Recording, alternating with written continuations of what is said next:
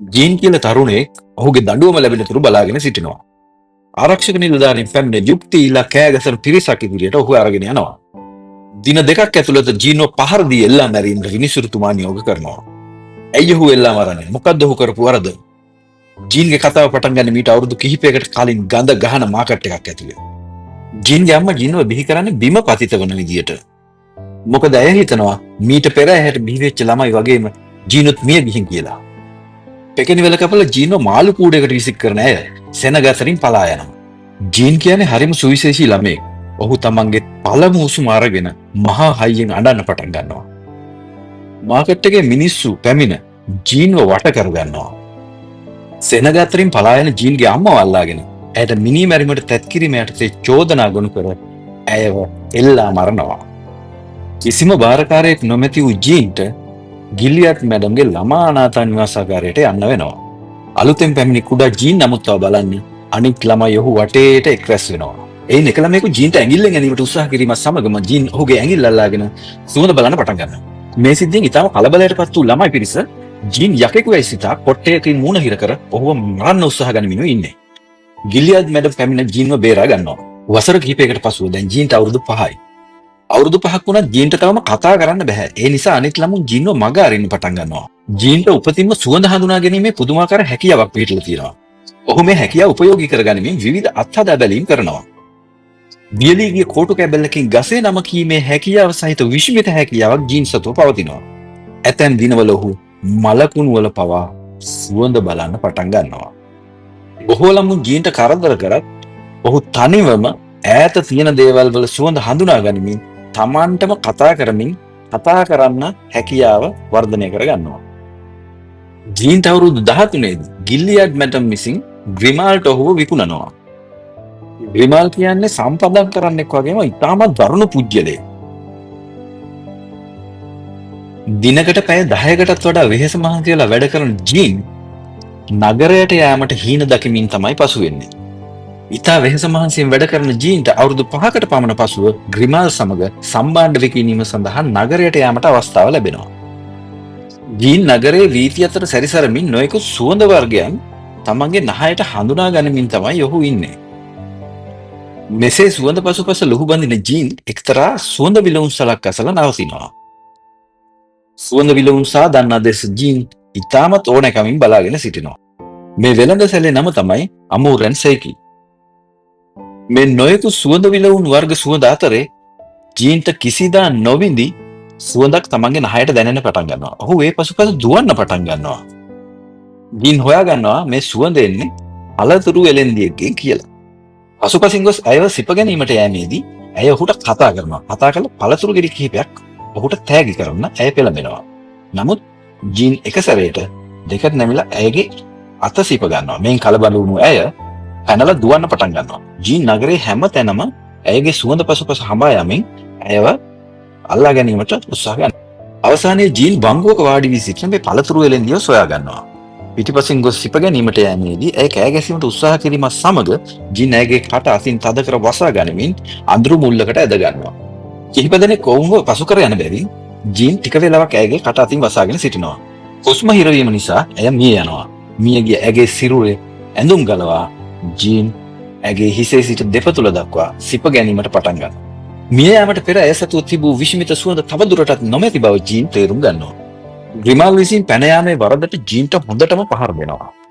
එදා රෑ පුරාම ජීන් හිතන්න පටන් ගන්නවා මේ පළතුරු වෙරෙන්දියගේ වැනි සුවඳක් කොහොමද හැමදාම නොනැසී පවත්වා ගන්නේ කියලා. මේ ඉන්නේ ජිසෙක්. ඔහුට මේ දවස්වල සුවඳ විලවුන් වෙලා දාම බොහොම පාඩුයි. එමුරෙන් සෙයිකගේ විලවුන් වල සුවඳ වැඩි නිසා ජිසෙප්ගේ වෙළඳාම් කටයුතු ඉතාමත් අඩාල වෙලයි තියෙන්නේ. ඒ නිසා ඔහු අලුත් සුවඳ විලවුන් වර්ගයක් නිෂ්පාදනය කිරීම බොහෝ සෙයින් මහන්සි වෙනවා. නමුත් එය තවමත් ඉතාමත් අසාර්ථකයි. මේ අතර සම්බාණ්ඩ ඇනවීමක් බාර දීම සඳහා ජීන් ජිසෙප්ගේ සුවඳ විලවුන් රසායනාගාරයට එනවා.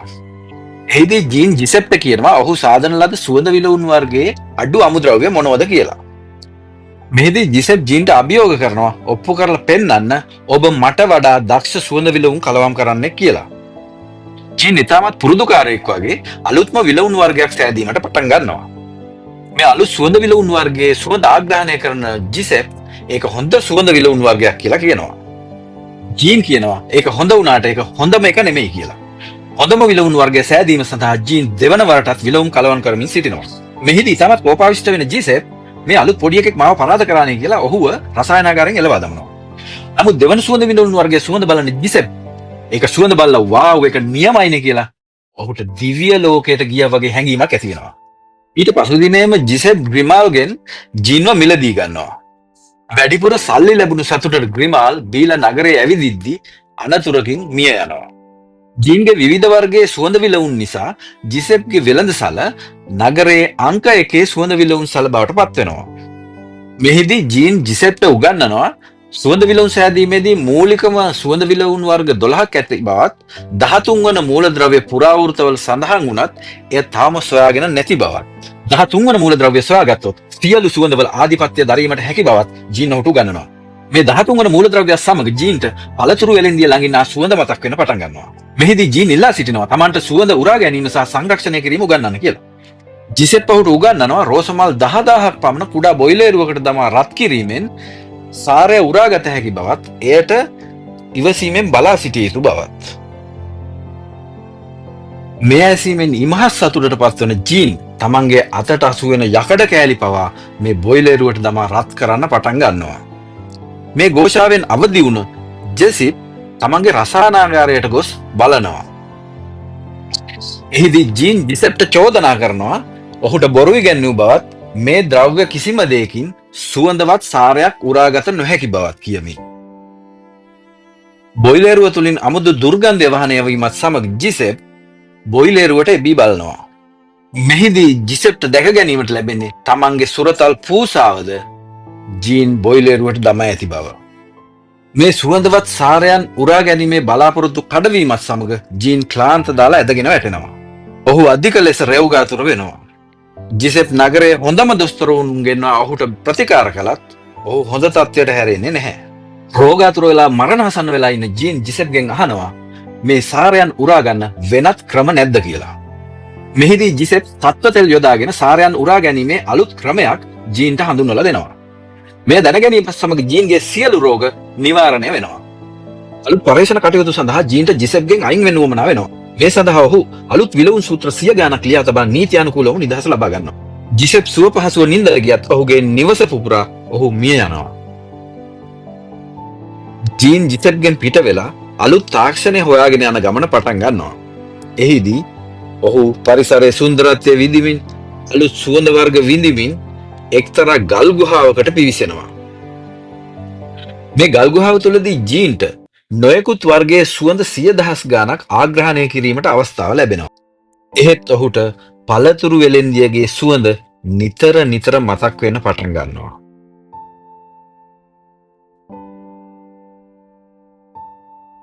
හොඳින් ඇඟ සෝදාගෙන පිරිසිදුණු ජීන් තමන්ගේ ශරීරයෙන් වහනය වන සුවඳ මොකක්ද කියලා සොයා බලනවා. ඔහු තේරුම් ගන්නවා ඔහුගේ ශරීරයෙන් කිසිම සුවඳක් හමන්නේ නැති බව. අවසානයේ ඔහු තීරණය කරනවා තමන් සුවිශේෂී පුද්ගලයෙක් කියලා ලෝකෙට ඔප්පු කරලා පෙන්නනවා කියලා. ජීන් නැවතත් ඔහුගේ ගමන ආරම්භ කරනවා. මෙහිදී ඔහුව පසු කරගෙන යන ලෝරාගේ සුවඳින් ඔහු මත් වෙනවා. ජීන් ලෝරා පසුපස දුවගෙන යන්න පටන් ගන්නවා. ජීන් ලෝරා පස්සෙන් ඇයගේ මන්දිරයටම දුවගෙන යනවා. ඊට පස්සේ හොරෙන් ඇයගේ මන්දිරයට ඇතුල් වෙලා ඇයගේ සුවඳ ආග්‍රහණය කර ගැනීමට හැකි දුර ප්‍රමාණයක සිටගෙන ඇය දිහා බලාගෙන ඉන්නවා. ලෝරගේ තාත්තා රිච් ඇවිල්ලා කියනවා ලෝරට ගේ ඇතුළට යන්න කියලා. ඒ සමගම ජීන්ගේ දර්ශනය බොඳ වෙලා යනවා. අසු දින සිටම ජීන් ඩුරාත්ගේ සුවඳ විලවුන් නිෂ්පාදනාගාරයේ වැඩ කරන්න පටන් ගන්නවා. මෙහිදී සත්ව තෙල් යොදාගෙන මේ අලුත් සුවඳවත් සාරයන් උරා ගැනීමේ ක්‍රම පිළිබඳව ජීන් ඉගෙන ගන්නවා. මේ කර්මාන්ත ශාලාවේ සිටින තරුණෝ යොලක් රණ්ඩු වෙන පටන් ගන්නවා. මෙහිදී තරුණියට උදව් කරන්න පැමිණෙන ජීන් සත්‍ය වශයෙන්ම මරා දමනවා. ඇගේ සිරුර මේ තෙල් සහිත බොයිලරුවට දමා තම්බනවා.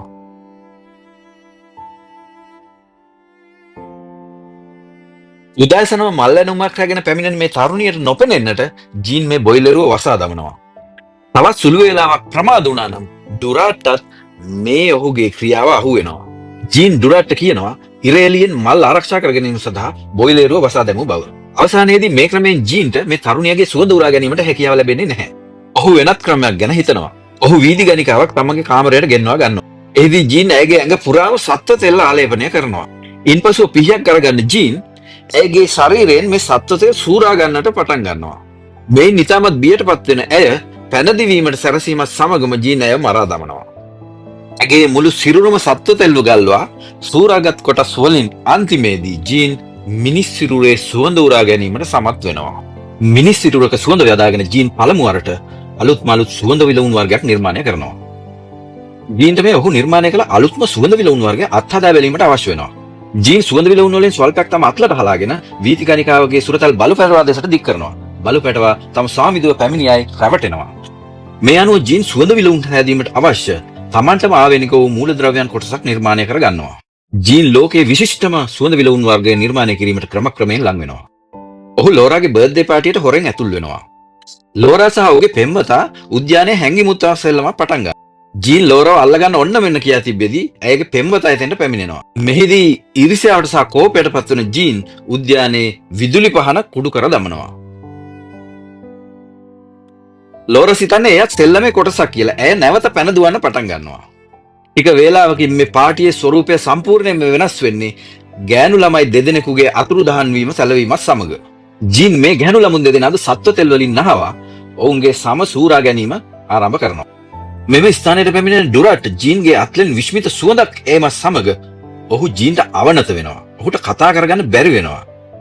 පසුදා මේ ගැහැණු ළමුන් දෙදෙනාගේ සිරුරු මේ ගඟ තුලදී සොයා ගන්නවා. නගරාධිපති ඇතුළු පිරිස අපරාධකරුවා සොයා ගන්නත් එක් නගරයට ඇඳිරි නීතිය පනවනවා. ඔවුන්ට තමන්ගේ දියණියන් ගැන විශාල බයක් දැනෙන වගේම පාරේ වැඩ කරන අය ගැනත් සැකයක් ඇති වෙනවා. කෙසේ නමුත් නගරාධිපති ඇතුළු පිරිස බැංකු මංකොල්ලකරුවන්ට වටපිටාවක් සෑදේ දියෙන් ඇඳිරි නීතිය ඉවත් කරගන්නවා. ජීන් තමන්ගේ සුපුරුදු ක්‍රියාවලිය යෙදෙනවා. පැහැර ගැනීම, මරා දැමීම සහ සුවඳ උරා ගැනීම. ඒ වගේම නගරයේ තැන තැන මියගිය මල සිරුරු ඔහු විසික් කර දමනවා. මේ ආකාරයේ මිනිමෙරුම් සමග මුළු නගරෙම බීතියෙන් ඇලලී යනවා. මේ වන විට ජීන් තරුණියන් 11 දෙනෙකු අමානුෂික ලෙස මරා දමමින් ඔවුන් තුලින් විවිධ සුවඳ වර්ගයන් 11ක් නිර්මාණය කර අවසන්. ජීන්ගේ 12 වෙනි බිල්ල විදියට ඝාතනය වෙන්නේ පල්ලියේ ශිෂ්ට කෙනෙක්. මේ සමගම කුපිත වෙන නගරවැසියන් පාලනය කිරීම සඳහා රජය විසින් මිනිමරුවා ඇල්ලූ බව නිවේදනය කරනවා. නමුත් මිනිමරුවා සහ මිනිමැරුම් ගැලපීමේදී මේ එකිනෙකට කිසිම දෙයක් සම්බන්ධ වෙන්නේ නැහැ. මෙසේ නගරය බීතියෙන් වෙලා ගනිද්දිත් ජීන් තමන්ගේ වැඩ කටයුතු සුපුරුදු විදියට කරගෙන යනවා. මේ වෙනකොට ජීන් මිනිමැරුම් 12ක් තුලින් ඔහුගේම කියලා මූල ද්‍රව්‍යයන් 12ක් නිර්මාණය කර අවසන්.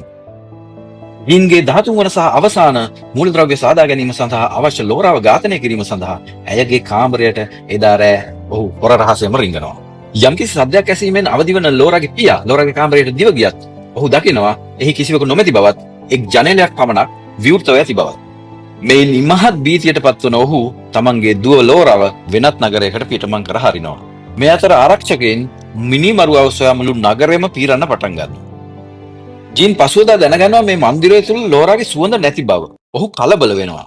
ඔහු ලෝරාගේ සුවඳ පිටිපස්සෙන් දුවන්න පටන් ගන්නවා.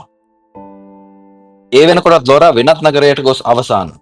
මේ අතර වීතිකණිකාවගේ සුරතලා විසින් ඇයගේ ඇඳුම් සහ හිසකෙස් ඩුරාත්ගේ සුවඳ විලවුන් නිෂ්පාදනාගාරයේ බිම වලලා තිබෙදී සොයා. මේ සමග ජීන් විසින් මරා දැමූ සියලු තරුණියන්ගේ කොණ්ඩා සහ ඇඳුම් සොයා ගන්නවා. මිනිමරුම් පිළිබඳ සියලුම සැකයන් ජීන් දෙසට යොමු වෙද්දී ආරක්ෂක නිලධාරීන් ඔහු පසුපස හඹා යනවා. ජීන් ලෝරාගේ සුවඳ පසුපස හඹා ගොස් අවසානයේදී ඇයව සොයා ගන්නවා. ජීන් ලෝරාගේ කාමරයට ඇතුල් වෙනවා.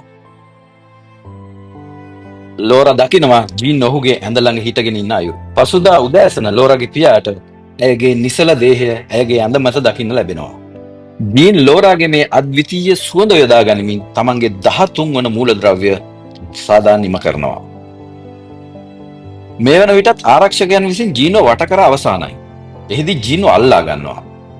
මෙහිදී ජීන් මේ අතිවිශිෂ්ට සුවඳ විලවුන් වර්ගය හංග ගන්නවා. ලෝරාගේ පියා අහනවා ඇයි උඹ මගේ දුව මැරුවේ කියලා. ජීන් කියනවා මට එයාව ඕන වුණා කියලා.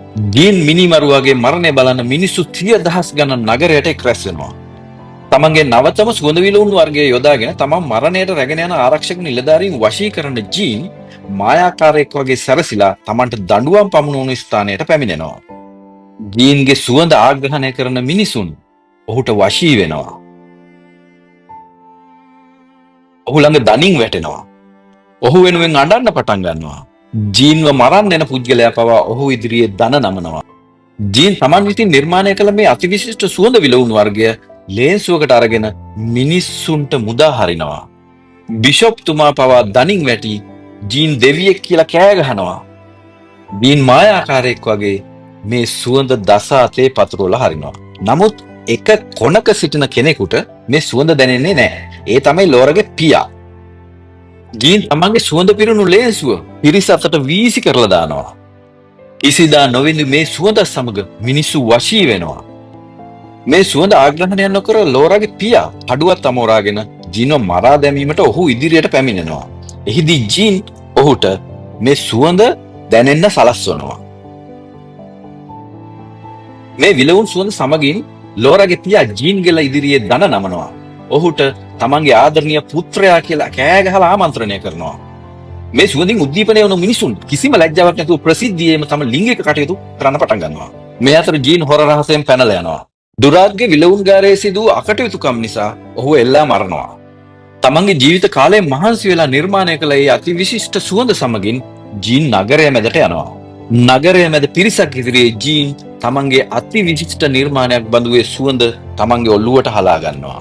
මෙසේ දරාගත නොහැකි සුවඳින් මත්තුණු මිනිසුන් ජීන් වෙතට කඩාගෙන පයින්නවා. උදෑසන අපට දකින්නට ලැබෙන්නේ ජීන්ගේ ඇටකටු සහ ඇඳුම් පමණයි. එතෙක් මෙතෙක් ලෝක ඉතිහාසයේ බිහි වූ සියලු සුවඳ වර්ගවල අධිපති වූ ඒ අවසාන විලවුන් බිඳුව මේ පොළොවට පතිත වෙලා නොපෙනී යනවා.